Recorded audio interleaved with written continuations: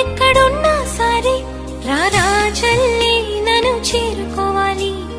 నా తోడుంటూ ఎన్నడైనా సరే పసి పాపల్లి నన్ను చూసుకోవాలి.